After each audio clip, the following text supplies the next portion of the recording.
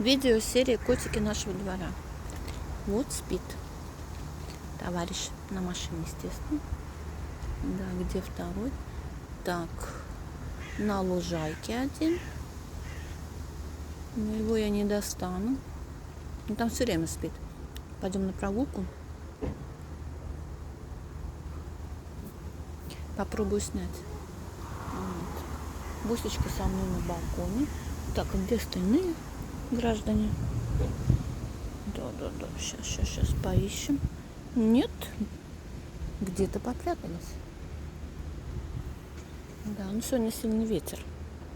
Ладно, попозже.